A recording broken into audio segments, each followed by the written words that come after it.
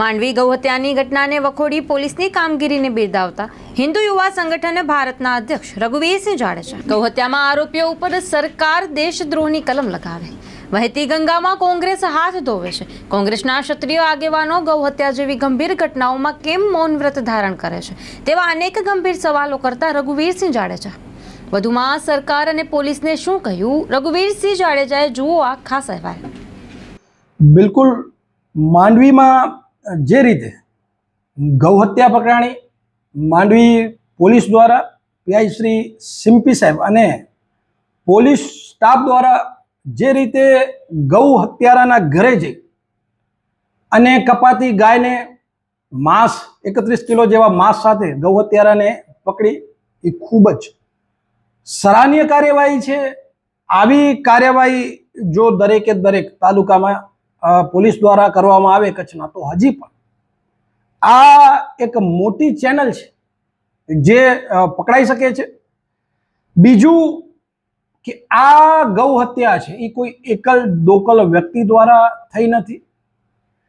જે પણ વ્યક્તિ દ્વારા આ ગૌ હત્યા કરવામાં આવતી હતી એની પાછળ આખી ચેનલ હતી જે આજે પણ આપના માધ્યમથી જનતા સમક્ષ આવી છે કે 4 અન્ય શખ્સો પણ આ ગૌ હત્યામાં જોડાયેલા છે। એક વ્યક્તિ ગાય કાપે છે, બીજા 4 એને વેચે છે અને આશ્ચર્યની વાત એ છે કે કચ્છમાં કોમી એકતાની સુફિયાણી વાતો થાય છે। લોકો અમારા ઉપર આરોપ લગાવે છે, જ્યારે આવી સત્ય ઘટના ઉપર મારા જેવા લોકો અવાજ ઉપાડતા હોય ત્યારે મારા ઉપર પર્સનલી આરોપ લાગે છે કે આ વ્યક્તિ દ્વારા કચ્છની કોમી એકતા તોડવામાં આવી છે।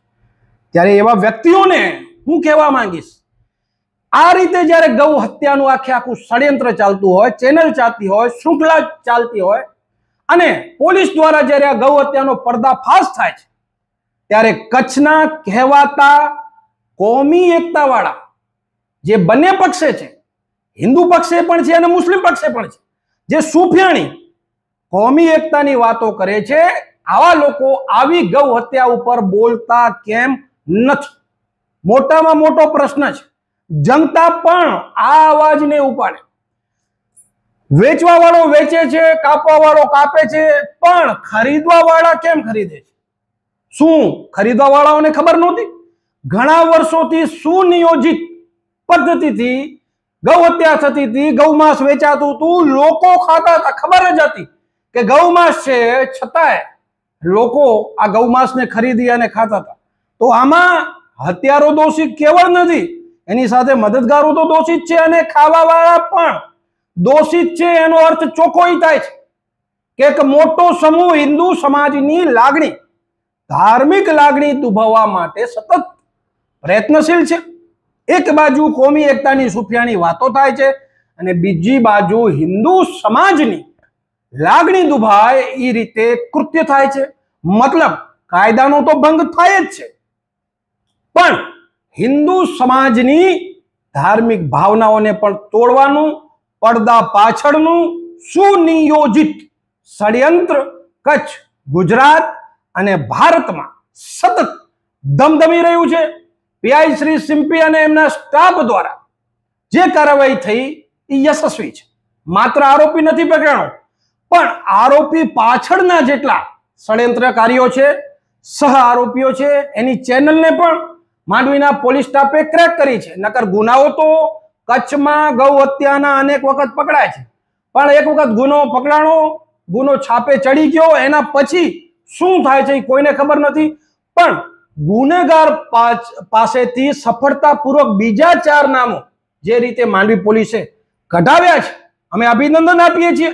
હિન્દુ સમાજ માંડવી પોલીસને અભિનંદન આપે છે કે આપે આપની કાર્યવાહી તટસ્થતાપૂર્વક, પક્ષપાત વગર જે રીતે કરી છે એ પણ અભિનંદનને પાત્ર છે। બીજા પોલીસ કર્મીઓ માટે પણ પ્રેરણાદાયી છે અને આપના માધ્યમથી હું હિન્દુ સમાજને પણ કહેવા માંગીશ કે આ રીતે તમે વિચારો કે તમારી આંખો ઉપર કોમી એકતાની પટ્ટીઓ બાંધી અને ક્યાંક ને ક્યાંક જ્યારે આવા લોકો દ્વારા ગાયને કાપવામાં આવતી હોય, એને વેચવામાં આવતી હોય ત્યારે આ વિષય ખૂબ જ ચિંતાનો છે। અને બીજી વિષય મહારાજ કે આમાં ક્રિકેટરો પણ સામેલ છે, જે કોઈ જે મુખ્ય જે આરોપી છે, કોઈ જેનું નામ મને યાદ નથી, આ તોફિક શાહ કે એવું કઈક નામ છે એનું, એના એ વ્યક્તિ તો ક્રિકેટ પણ રમે છે. મતલબ એને ચાહવા વાળા હિન્દુ ક્રિકેટરો પણ છે. હિન્દુ ક્રિકેટ રમતા અને જોતા લોકો પણ એને ચાહે છે. તો આવા વ્યક્તિ દ્વારા જ્યારે ગૌ હત્યા થાય છે ત્યારે ક્રિકેટ પ્રેમીઓ પણ આવા લોકોથી ચેતે કે ક્યાંક તમારા દ્વારા હીરો થયેલા લોકો તમારી જ ગાય માતાને આ રીતે કાપી રહ્યા છે. ત્યારે આ ખૂબ જ નિંદનીય બાબત છે. હું સરકારને પણ કહેવા માંગીશ કે ક્યાર સુધી અમારા જેવા લોકો આવા વિષય ઉપર બોલતા રહેશે? સરકાર કેમ ગૌ હત્યા ઉપર ઠોસ કાનૂન નથી બનાવતી? ગાય માતાને રાષ્ટ્રીય માતા ઘોષિત કરવામાં આવે, ગાયને રાષ્ટ્રીય સંરક્ષિત પ્રાણી ઘોષિત કરવામાં આવે. જેમ મોરની હત્યા ઉપર ગંભીરતાપૂર્વક કામ થાય છે, સિંહ કે વાઘની હત્યા ઉપર ગંભીરતાપૂર્વક કામ થાય છે, એ જ શ્રેણીમાં ગાયને પણ મૂકવામાં આવે અને ગૌ હત્યારાઓને તાત્કાલિક સજાની જોગવાઈ કરવામાં આવે. એમાં તતમમ ન હોવું જોઈએ, એમના ઉપર સખત કાર્યવાહી થવી જોઈએ. કારણ કે આ વિષય 100 કરોડ હિન્દુઓની ધાર્મિક આસ્થા, ધાર્મિક શ્રદ્ધાનો વિષય છે. તો આના ઉપર રાજરમત, રાજકીય રમતો ન થવી જોઈએ. આના ઉપર યોગ્ય કાર્યવાહી થવી જોઈએ. અને બીજું, આ ઇન્ટરવ્યુ પછી તમે કોંગ્રેસી મિત્રોનો પણ ઇન્ટરવ્યુ લેજો.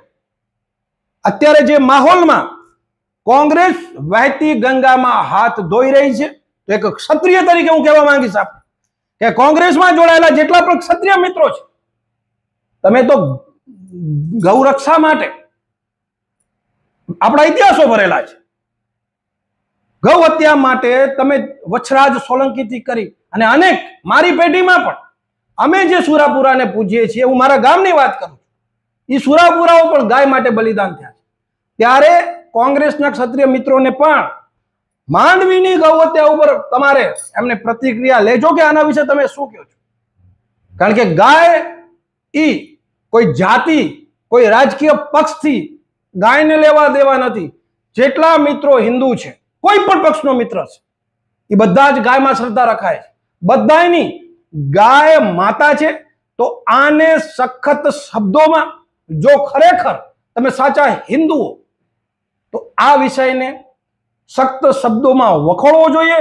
અને સરકારને આપના માધ્યમથી કહીશ કે ગૌ હત્યા હવે ખૂબ થઈ, ખૂબ ઇન્ટરવ્યુ થયા, ખૂબ પ્રેસ નોટો છપાણી. હવે ગૌ હત્યા વિરુદ્ધમાં કઠણમાં કઠણ કાયદો બનાવી અને આવા ગૌ હત્યારાઓ જે માત્ર ગૌ હત્યા નથી કરતા, કોઈ પ્રાણીનું વધ નથી કરતા, પણ હિન્દુ આસ્થાનું વધ કરે છે, હિન્દુ આસ્થા સામે જ્યારે રમી રહ્યા છે, ત્યારે આવા લોકો ઉપર દેશદ્રોહનો ગુનો દાખલ થવો જોઈએ. કારણ કે આનાથી ભારતમાં વસતા 100 કરોડ હિન્દુઓની ભાવના દુભાણી છે. આ દેશને તોડવાનું ષડયંત્ર છે ગૌ હત્યાના માધ્યમથી. કચ્છ જેવા જિલ્લામાં છેલ્લા 4 થી 5 વર્ષમાં 8 જેટલી હત્યાઓ થઈ છે. 8 હત્યાઓમાં વિધર્મીઓ હત્યા છે અને હિન્દુઓની હત્યા થઈ છે.